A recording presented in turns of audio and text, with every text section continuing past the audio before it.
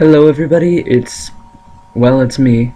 Sorry I've been extremely inactive for quite a while, but don't worry because I'm gonna try to start posting at least a little bit more, but hopefully as frequently as I was before.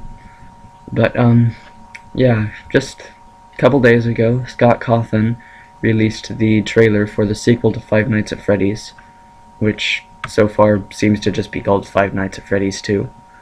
But this is my analysis of the trailer, of what I've seen from it, and I hope I'm just going to say this now.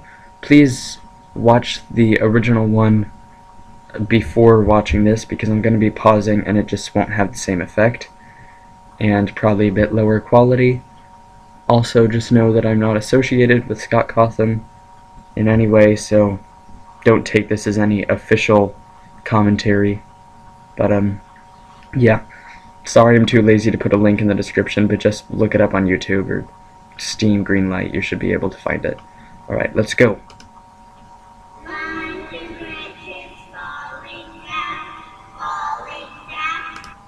Okay, right off the bat, we have two very mysterious things. Number one, this, and number two, the same thing again. Both of them are some weird skeleton puppet type thing, and both of them have a gift box with them, so I don't know if that's maybe some new weird animatronic they're not telling us anything about, or if it's going to be a Golden Freddy type thing. I don't know, but it's just interesting. I hope they do something with that.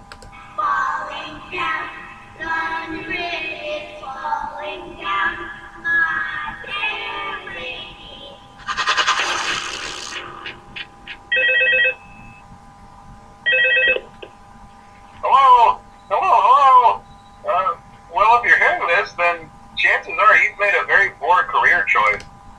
Okay, based on that, we know either this takes place in some weird future past thing, which is extremely unlikely because this game is supposed to seem at least slightly plausible, or Phone Guy didn't die, or Scott Cawthon just didn't want to find another voice and is pretending like it's a different person. But I'm really hoping that we find out more about Phone Guy's death in this, or if it was faked and maybe he's still okay, or what, I don't know.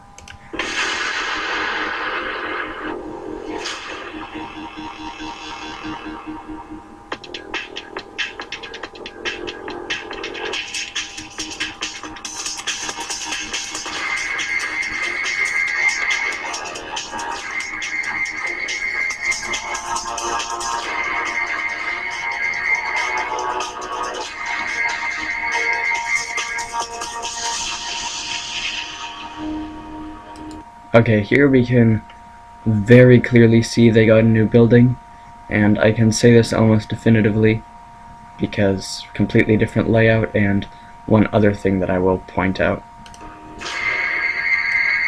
right here, being that, as you can see, the bathrooms of the main hall have, well, for one thing, the bathrooms are in the main hall at all, but also they have their own separate doors.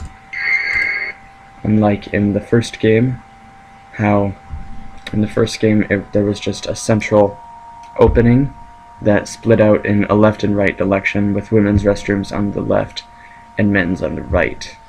As you can see here, though, it looks like this one is the women's restroom. Well, the women's restroom is still on the left, but either way they have their own separate doors, so that's another reason I think it's a new building. Alright, right there. You need to be fast to catch that, so I'm gonna go back here. Right there.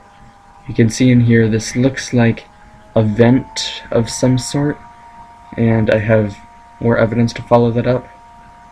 And also, this red triangle. Remember that, because that'll be important later. Okay, right here, there's some weird splattered thing on the floor. Just wanted to point that out because I didn't notice it the first time I watched that trailer. This trailer, rather. Okay, it looks like maybe you have some sort of light control system or a flashlight. Here, this is a very interesting screen cap. stuff on the floor. Freddy's just kind of lying on the floor. But also, Bonnie's standing over here in front of Freddy, and she's missing one of her feet things. But yeah, so hopefully we will now be able to show two animatronics in the same room at the same time in a place that's outside of where they all start.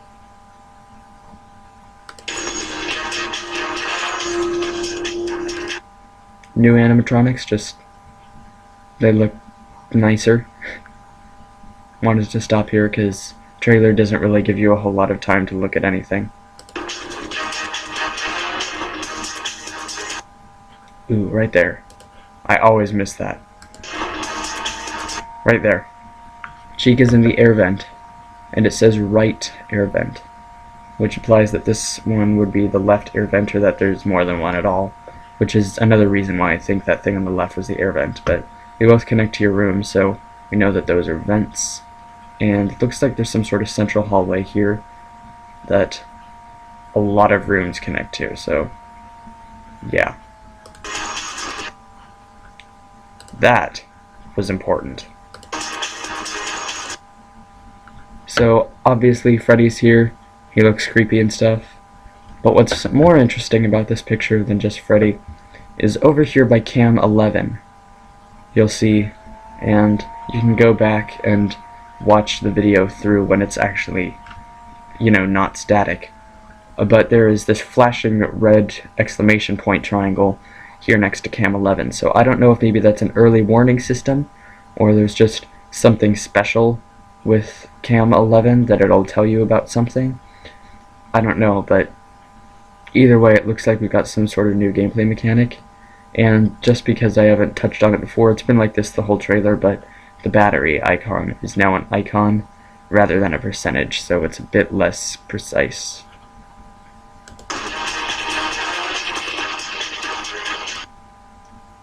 Here we see Bonnie missing her face, but also she's standing in the room, so that is interesting. I guess they'll be able to do that now, but also it's a very good example of just how huge these things are. And here, this is extremely important. That. I have a theory about how the gameplay is going to work involving this that I will explain later.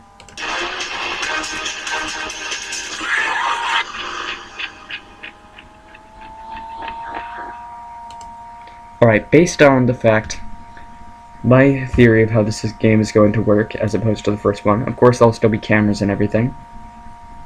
However, we know already that there are going to be old animatronics and there are going to be new animatronics, and they're all going to be coming after you. And instead of doors, you have this mask thing. So my theory is that the mask, when you have it on, only the new ones will attack you, and when you have it off, only the old ones will attack you. So that way, it's really just a matter of figuring out who's coming for you, instead of just being allowed to keep it on the entire game. So, yeah, that's my analysis of the trailer. Sorry it was a bit choppy and awkward how I keep scrubbing it around, but yeah, hope you enjoyed. Thanks for watching. Bye.